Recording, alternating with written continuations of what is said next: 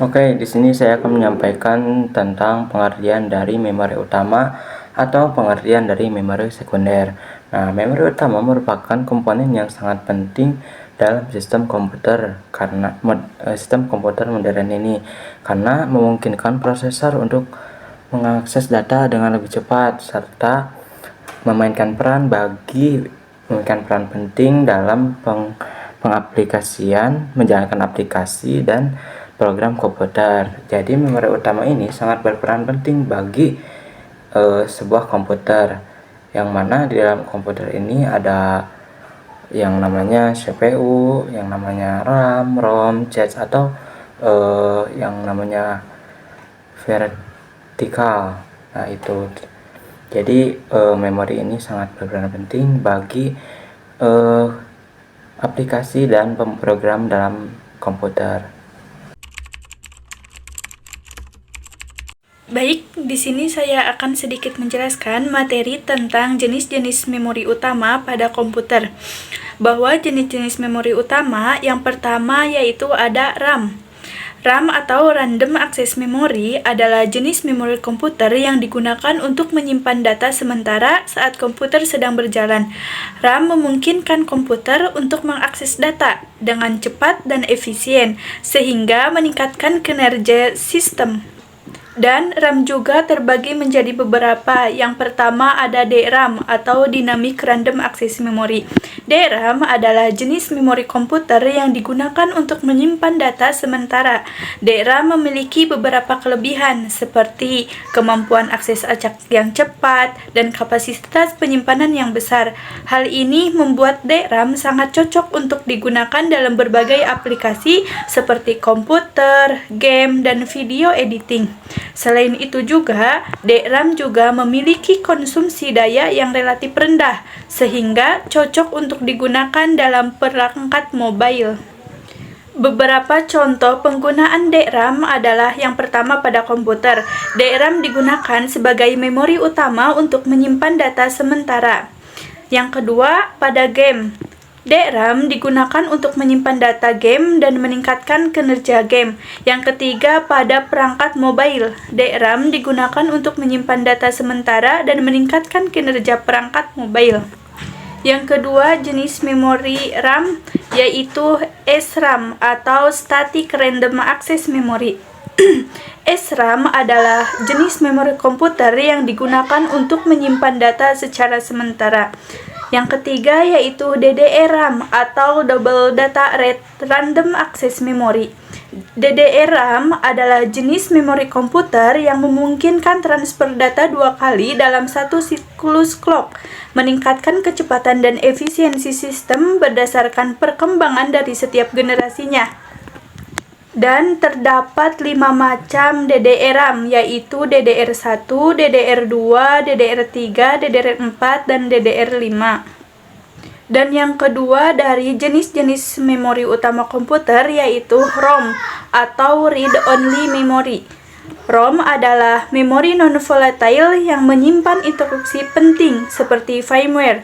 Jenis-jenis ROM meliputi PROM, EPROM, dan EEPROM. Yang ketiga yaitu cache memory. Cache adalah memori berkecepatan tinggi yang berada di dekat CPU. Digunakan untuk menyimpan data yang sering diakses agar CPU tidak perlu mengakses RAM yang lebih lambat. Dan yang terakhir yaitu virtual memory. Virtual memory adalah mekanisme yang memungkinkan sebagian data disimpan di media penyimpanan seperti hard disk jika RAM tidak mencukupi. Ini memungkinkan komputer menjalankan program yang lebih besar dari kapasitas RAM. Mungkin cukup sekian materi dari saya. Terima kasih.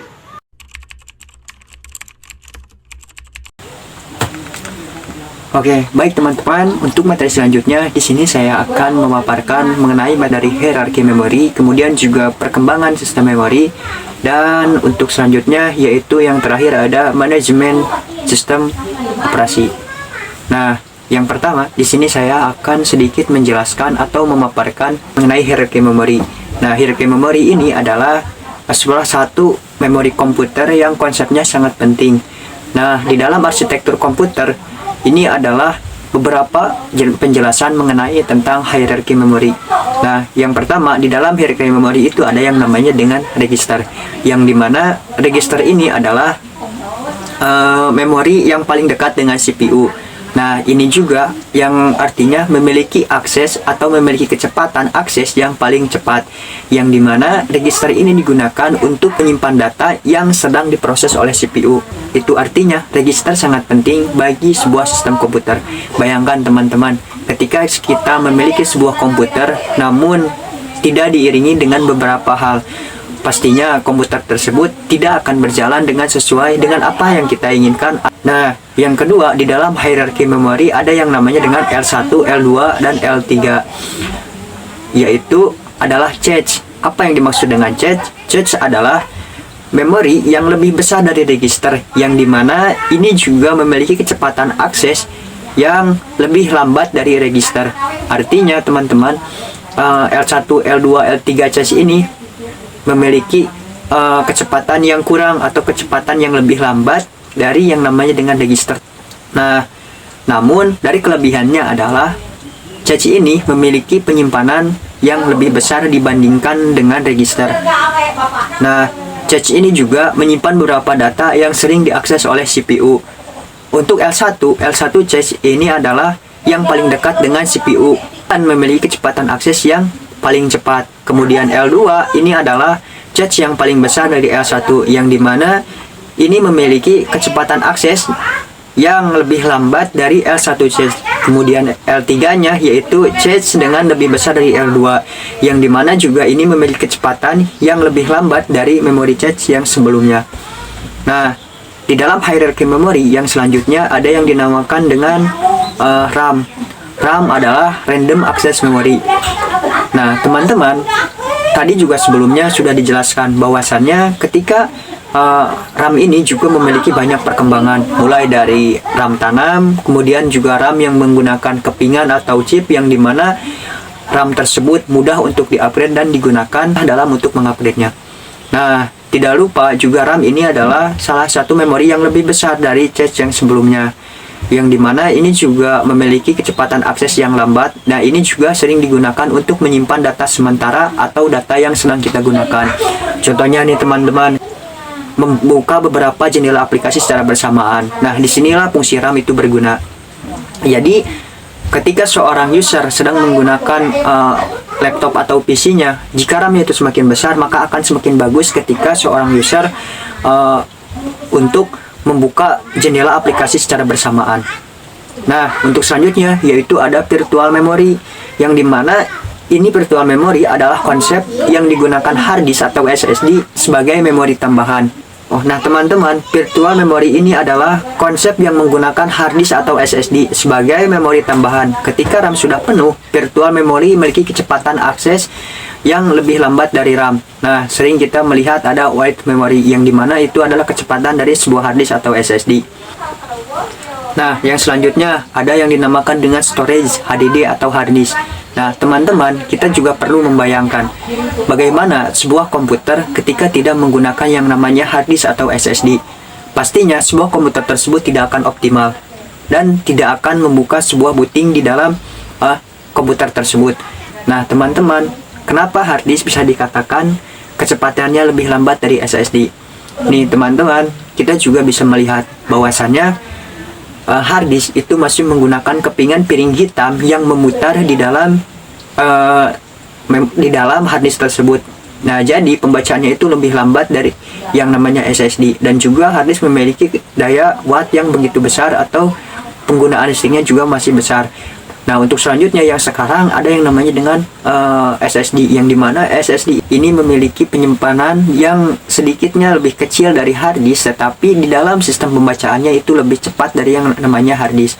Mengapa begitu? Karena SSD ini adalah salah satu penyimpanan yang modern untuk saat ini, yang kecepatan bacanya mencapai beberapa giga per second.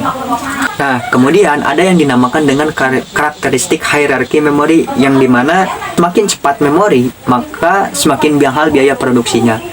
Contohnya nih teman-teman, pada produksi SSD, Nah, SSD memiliki penyimpanan yang lebih kecil dari hard disk, tetapi harganya yang sangat mahal untuk saat ini dibandingkan dengan hard disk karena beberapa penggunaannya dan dalam segi penggunaan efisiensinya SSD lebih cepat dari yang namanya hard disk. Baik, untuk selanjutnya yaitu di sini ada perkembangan dari teknologi memori. Coba teman-teman bayangkan bagaimana pada zaman dahulu ketika sebuah memori itu kan memori RAM. Dulu ada yang dinamakan dengan soldered RAM, yang dimana RAM pada zaman dahulu itu ditanam di dalam sebuah motherboard. Kemudian yang namanya RAM sudah ditanam dalam sebuah sistem motherboard itu tidak akan bisa di-upgrade dan tidak bisa diganti. Nah, coba bayangkan teman-teman untuk semuanya, pada zaman sekarang RAM itu banyak sekali, bahkan RAM itu bisa di-upgrade hingga beberapa gigabyte yang sesuai dengan kapasitas yang ada di motherboard. Kemudian nih teman-teman, pada zaman dahulu kan ada yang namanya dengan SDRAM, yang dimana SDRAM ini adalah sebuah RAM yang ditanam ke dalam motherboard langsung. Itu artinya RAM itu tidak bisa di-upgrade lagi. Nah, kemudian berkembanglah seiring berjalannya waktu, berkembanglah ke yang namanya DDR. Nah, dari beberapa DDR ini muncullah mulai dari DDR1, DDR2, DDR3 dan seterusnya. Nah, DDR atau yang sering kita kenal dengan nama double dead RAM itu adalah salah satu jenis perkembangan teknologi yang memungkinkan transfer data 2 kali lebih cepat dalam situs cloud. Nah, ini meningkatkan kecepatan dan efisiensi sistem. Nah, sejak pertama kali dikenalkan pada tahun 2000, DDR RAM telah mengalami beberapa perubahan yang terutama dari DDR1 hingga DDR5 sekarang. Nah, kemudian masing-masingnya itu juga memiliki kecepatan yang berbeda. Nah, contohnya nih DDR1 pada tahun 2000 ini generasi pertama pada DDR RAM yang memiliki kecepatan clock antara 100 sampai 200 MHz. Nah, teman-teman, untuk selanjutnya di sini ada DDR2 yang dimana ini pertama kali dikenalkan pada tahun 2003. DDR2 ini mau peningkatan efisiensi daya dengan tegangan yang lebih rendah yaitu sekitar 1,8 volt. Nah, namun dari pengurangan listrik ini ternyata dapat meningkatkan banyak sekali kecepatan dalam transfernya yaitu mencapai 533 MHz. Nah, kemudian transfer data ini meningkat menjadi 4,2 sampai dengan 8,5 GB per second. Nah, berbeda dengan DDR1 yang hanya mampu memberikan sekitar 2,1 GB. Kemudian selanjutnya yaitu ada DDR3. Nah, DDR3 pertama kali juga dikenalkan pada tahun 2007, yang dimana DDR3 ini mengenalkan dengan teknologi Extreme Memory. Nah, profil XMP atau Extreme Memory ini adalah memiliki kecepatan hingga mencapai 8,5 sampai dengan 17 GB per second. Nah, tegangan operasionalnya itu yang lebih rendah lagi dari yang sebelumnya, yang dimana ini hanya memiliki tegangan 1,5 volt saja. Kemudian ini juga masih menggunakan 240 pin konektor. Nah, DDR3 juga menjadi standar dalam banyak komputer hingga munculnya DDR4. Nah, DDR4 juga pertama kali dikenalkan pada tahun 2014. 2014 muncullah yang namanya dengan DDR4. Nah, ini juga membawa peningkatan yang sangat besar dalam kecepatan dan efisiensi bekerjanya. Yang dimana ini memiliki kecepatan clock mulai dari 2133 MHz dengan transfer data mencapai 17 sampai 34 MB. Nah, kemudian pada tahun 2021 muncullah yang namanya dengan DDR5. Nah, DDR5 menawarkan kecepatan yang luar biasa, yaitu transfer data mencapai 38 sampai dengan 70 GB per second. Nah, tegangannya juga lebih kecil dari yang sebelumnya, yang dimana ini hanya memiliki tegangan 1,1 volt saja dan menggunakan 288 pin. Nah, untuk selanjutnya nih teman-teman, di sini saya akan menyampaikan materi yang terakhir dari saya, yaitu tentang manajemen memori oleh sistem operasi. Teman-teman sebelumnya juga pasti mudah mengetahui yang namakan dengan sistem operasi di dalam sebuah komputer. Nah, teman-teman juga mungkin sudah mengetahui beberapa sistem operasi. Ada yang dinamakan dengan Windows, kemudian juga Windows juga ada beberapa jenis ya teman-teman, mulai dari Windows 7, Windows 8, Windows 10, dan Windows 11. Nah, dan itu juga ada yang dinamakan dengan Linux dan lain sebagainya. Nah, fungsinya ini memiliki, dan fungsinya juga pasti memiliki fungsi yang berbeda dan juga memiliki kecepatan juga yang berbeda di dalam yang namanya berbeda-beda sebuah komputer tersebut. Fungsinya. Nah, salah satunya adalah fungsi dari sistem operasi adalah untuk mengalokasikan memori untuk akses. Nah, teman-teman, artinya sistem operasi juga berperan vital dalam alokasi memori untuk sebuah proses yang sedang dijalankan oleh seorang user.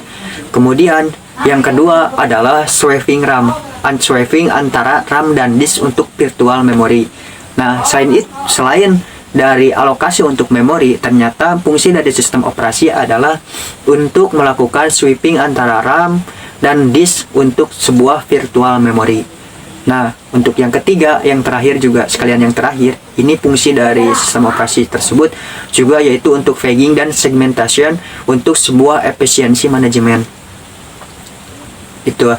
Nah, contohnya nih, ketika sebuah sistem operasi modern seperti Linux, Windows, dan lain sebagainya, ketika menggunakan algoritma seperti LRU atau Last Recent User, yang dimana ini untuk penggantian halaman atau page replacement. Oke, teman-teman, mungkin itu saja yang bisa saya sampaikan pada kesempatan kali ini. Saya kembalikan dan juga saya serahkan untuk materi selanjutnya kepada teman-teman yang lainnya. Terima kasih. Hubungan antara CPU dan memori. CPU berkomunikasi dengan memori melalui bus data, alamat, dan kontrol. Kecepatan prosesor seringkali tidak seimbang dengan kecepatan memori, menyebabkan bottleneck. Untuk mengatasi ini, chain memory digunakan dan teknologi seperti processing dan deep learning diterapkan untuk meningkatkan performa.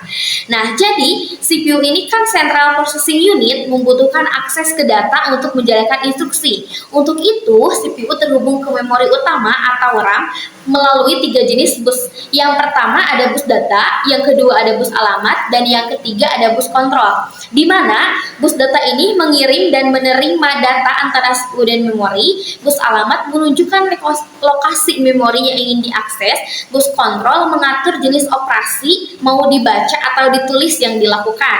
Namun, CPU bekerja lebih cepat dibandingkan RAM, sehingga sering terjadilah bottleneck atau hambatan kinerja saat menunggu data.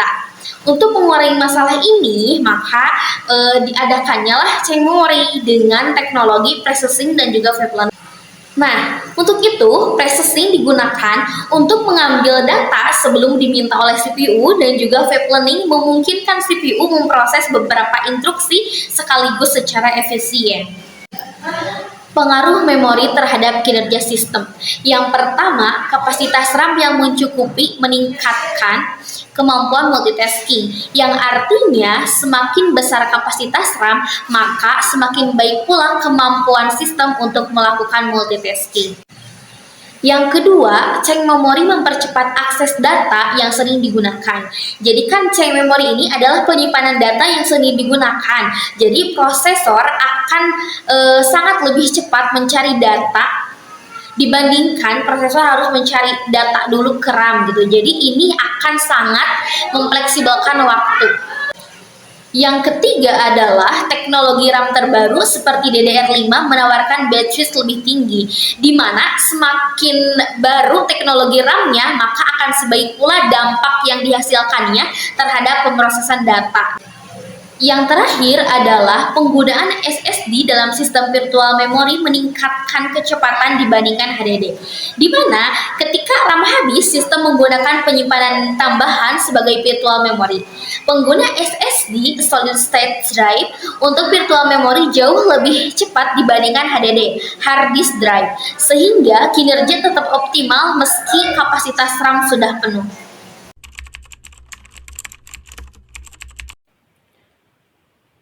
Oke, selanjutnya saya akan menjelaskan tentang studi kasus mengenai pengaruh memori terhadap kinerja laptop mahasiswa.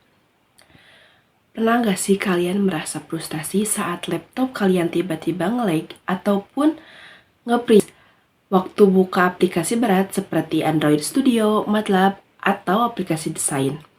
Nah, hari ini kita akan bahas kenapa itu bisa terjadi dan apa solusinya. Kita akan masuk ke studi kasus yang sangat dekat dengan keseharian kita sebagai mahasiswa atau mahasiswi. Nah, analoginya dulu, bayangkan laptop itu sebagai meja kalian, kemudian RAM itu seperti ukuran meja. Aplikasi adalah buku atau alat yang kalian taruh di atas meja. Kalau mejanya kecil ataupun RAM-nya 4 GB, kalian cuma bisa buka atau bisa buka 1 atau 2 buku. Begitu kalian buka buku yang besar, misalnya Android Studio, meja kalian akan penuh. Kalaupun masih maksa buka yang lain, bukunya jadi tumpang tindihkan dan akhirnya malah susah kerja. Tapi kalau mejanya besar ataupun RAM-nya besar seperti 8 GB atau 16 GB, kalian bisa buka banyak buku sekaligus. Kerja jadi lebih cepat dan nyaman. Itulah pentingnya kapasitas RAM. Fakta dari studi kasus ini, mahasiswa dengan laptop RAM 4 GB sering mengalami lag atau macet saat buka aplikasi berat. Loading lama, bahkan bisa freeze. Kesulitan multitasking, misalnya buka Chrome, Zoom, dan Word bersamaan. Setelah RAM ditingkatkan ke 8 atau 16 GB, kinerjanya meningkat drastis. Aplikasi berjalan lebih cepat, waktu loading lebih singkat, bisa multitasking tanpa lemot. Nah, kemudian kenapa RAM itu penting? Pertama, RAM mempercepat aliran data. Semakin besar RAM, semakin banyak data yang bisa diolah sekaligus tanpa menunggu. Yang selanjutnya ada SSD dan virtual memory juga membantu. SSD bekerja jauh lebih cepat dari hard disk biasa. Saat RAM habis, sistem pakai sebagian SSD sebagai RAM tambahan, yaitu virtual memory. Tapi tetap saja RAM asli lebih cepat. Selanjutnya ada Windows 11 dan aplikasi modern butuh RAM besar. Sistem operasi sekarang punya tampilan dan fitur berat seperti Windows 11 misalnya, idealnya jalan di RAM 8 GB ke atas. Nah, pertanyaan umum dari mahasiswa seperti laptop saya udah lambat, harus ganti yang baru apa enggak sih? Nah, jawabannya tidak selalu harus ganti ya. Kadang cukup upgrade RAM dan pakai SSD. Kemudian, kalau cuma buat ngetik dan browsing, RAM 4 GB cukup nggak sih? Bisa saja cukup, tapi kalau buka banyak tab, video conference, atau aplikasi berat, perlu di-upgrade. Implikasinya untuk kita, laptop dengan memori yang cukup adalah alat produktivitas, bukan sekedar alat teknik. Ataupun sekedar alat ketik. Nah, desain arsitektur memori, yaitu RAM dan SSD yang baik, akan meningkatkan efisiensi waktu belajar, mengurangi stres karena lemot, membuat kita bisa kerja multitasking tanpa gangguan. Jadi kesimpulannya, teman-teman, kalau kalian merasa laptop sering lemot, periksa dulu kapasitas RAM-nya, kemudian pertimbangkan upgrade ke 8 GB atau lebih. Pakai SSD kalau belum. Nah, ini bukan hanya soal teknologi, tapi soal kenyamanan dan efektivitas belajar, kemudian kerja kita setiap hari. Jangan tunggu sampai skripsi hilang gara-gara laptop race ya. Investasi di RAM dan memori sama dengan investasi untuk masa depan akademik kita. Oke, sekian dari saya untuk studi kasusnya. Terima kasih teman-teman. Assalamualaikum.